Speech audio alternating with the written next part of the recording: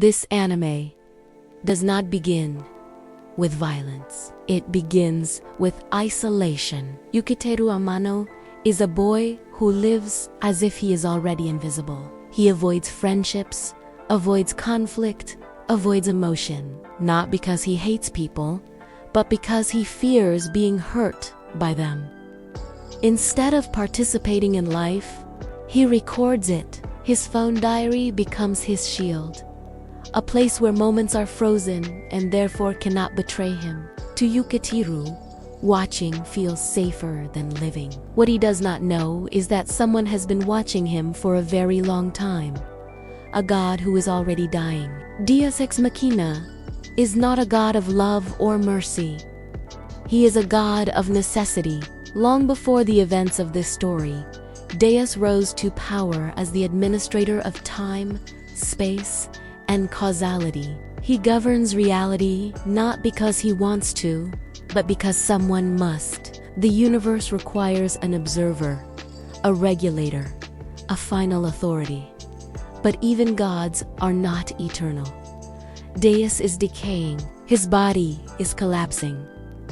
His power is leaking away. Time itself is becoming unstable. And for the first time in his existence, Deus feels fear. Because when a god dies without a successor, reality follows. So Deus creates a game, a brutal, inhuman experiment designed to find a replacement. 12 humans are chosen, not because they are heroic, but because they are flawed. Each is given a future diary that predicts a different aspect of what has not yet happened. These diaries are reflections of their souls, their fears, their desires, their obsessions. The rules are simple and unforgiving. Kill the other diary holders. Be the last survivor. Inherit godhood. To Deus. This is not cruelty. It is selection.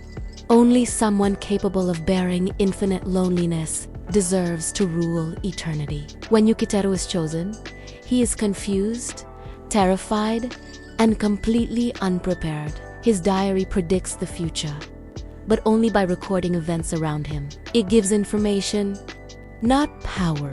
Against trained killers and manipulators, Yukiteru is helpless. He panics. He freezes. He nearly dies within moments of the game beginning. And that is when she appears, yunogasai.com. Smiling, certain.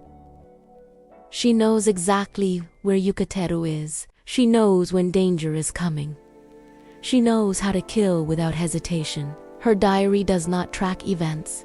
It tracks Yukiteru himself. Every second of his future life is written in her hands. To her, this is proof of destiny. To him, it feels like salvation.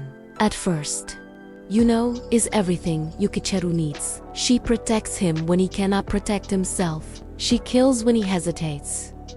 She makes decisions so he does not have to. In a world that suddenly wants him dead, Yuno becomes safety itself. Yukiteru mistakes this dependence for love. He believes love means being needed, being protected, being chosen, and Yuno reinforces this belief constantly. She tells him they are meant to be together, that fate brought them here, that nothing matters as long as they survive together. Deus watches this bond form with great interest, because what is happening between them is not accidental, it is compatibility. As the game progresses, death becomes routine. Alliances form and shatter. Innocent people die. Children are used as shields. Yukiteru breaks down repeatedly. He cries. He begs. He wants to save everyone even though the rules demand otherwise. Yuno never falters. She kills efficiently and without remorse. Blood does not disturb her. Screams do not slow her down. When questioned, she does not deny her actions. She justifies them. Love demands commitment. Love demands sacrifice. And in Yuno's mind, Anyone who threatens Yukiteru threatens her entire existence. Slowly, the tone shifts. Yuno begins controlling Yukiteru's interactions. She monitors who he talks to. She decides who can be trusted. When he shows kindness to others, she grows distant. When another girl gets close, Yuno's smile remains, but her eyes darken. Protection turns into possession so subtly that Yukiteru barely notices at first, because fear feels similar to safety when you are already terrified. And Deus continues watching, because Yukiteru, weak and indecisive, is learning something far more important than strength. He is learning consequence. He is learning responsibility. He is learning what it means to be needed, and that makes him dangerous. The first true fracture comes when Yukiteru discovers the impossible. Yuno possesses 2 diaries. One should not exist. As the truth unravels, the horror reveals itself. Yuno has lived this game before. In a previous timeline, she fought, killed, and survived. She became God, but she did not become happy because Yukiteru died in that world. And standing alone at the top of reality, Yuno realized something that shattered her completely. Power means nothing without love. Eternity is meaningless if you are alone. So she rejected godhood. She rejected reality. She chose to reset time itself. She traveled backward. She murdered her past self without hesitation. And she took her place. All so she could try again. Also, she could save Yukiteru. From this moment on, the game is no longer fair. Yuno knows every mistake, every betrayal, every outcome. She is not fighting to win. She is fighting to preserve a future she already tasted. And Deus allows it. Because Deus is not searching for justice. He is searching for endurance. He wants to see how far love can be pushed before it collapses. And Yuno proves something terrifying. Love, when driven by fear, can rewrite time itself. After Yukiteru learns the truth about Yuno, nothing feels real anymore. Every smile she gives him feels real. Every word feels calculated. He realizes that his entire survival has been built on a lie far more terrifying than the game itself. Yuno has not been reacting to events. She has been correcting them. This is not her first time fighting for him. It is her second chance, and she is determined not to fail again.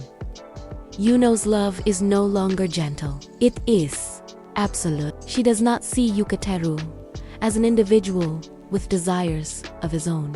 She sees him as something precious that must be preserved at all costs. Freedom becomes a threat. Choice becomes danger. Anyone who influences Yukiteru outside of her control becomes an enemy. When she locks him away, she calls it protection. When she lies to him, she calls it love. When she manipulates his emotions, she believes she is saving him from pain. In Yuno's mind, love justifies everything. And that is what makes her terrifying. She does not think she is cruel. She thinks she is right. Yukiteru begins to understand something painful. Yuno does not fear death. She fears loneliness. In the first timeline, she achieved godhood and stood at the top of reality itself. She had infinite power, infinite time, infinite control, and it meant nothing. Because Yukiteru was gone, that loss broke her completely. And so she made a choice no god should ever make. She rejected reality. She rejected divinity. She chose obsession over eternity. That decision echoes through every action she takes in this timeline.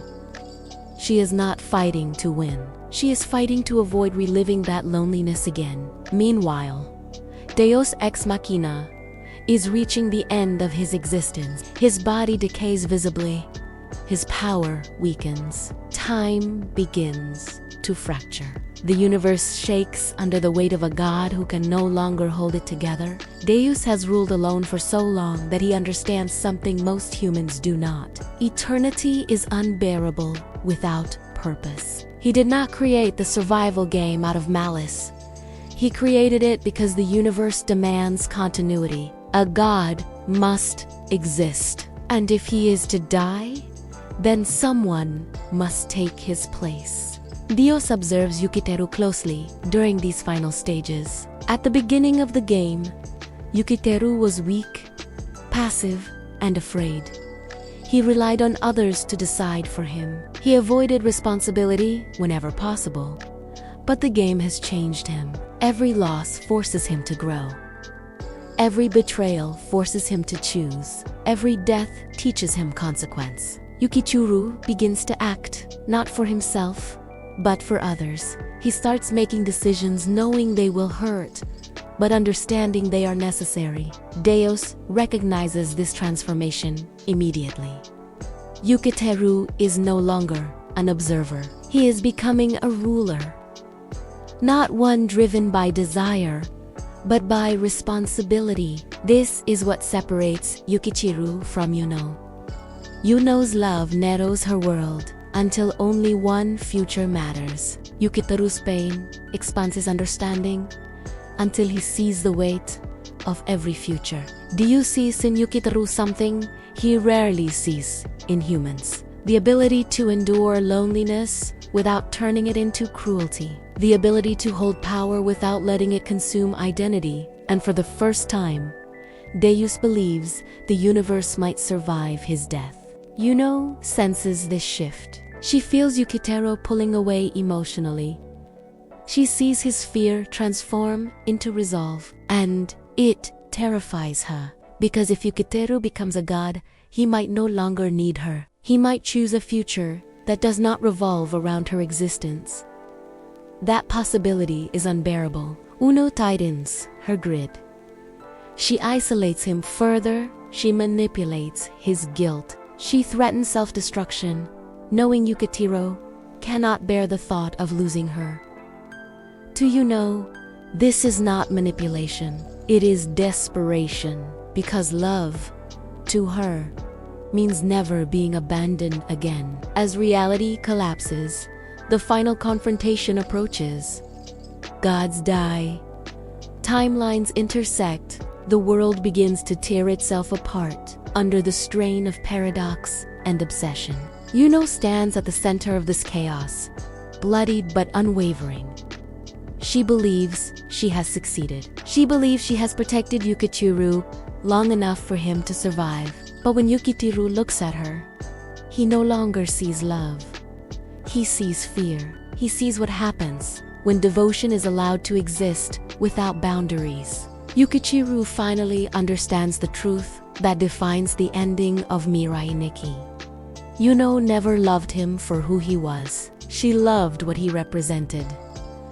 A future where she was not alone. A world where someone needed her absolutely. And when that illusion began to crack, her love turned into control. Her devotion turned into imprisonment. Love, without respect for autonomy, becomes violence. In the final moments, Yuno makes one last choice. Realizing that she can never exist in a world where Yukiteru is free, she sacrifices herself. She believes that her death will finally release him from the cage she built. That by removing herself, she can atone for the damage she caused. She dies believing she has done one final loving thing.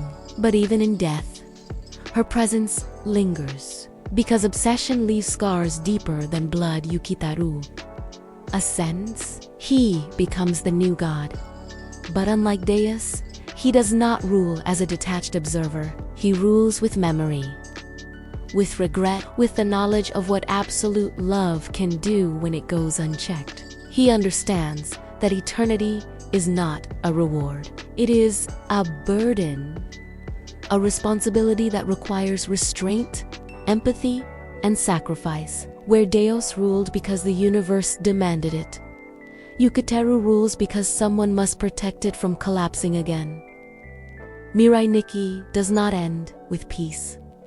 It ends with unease. Yukiteru survives. Reality stabilizes us.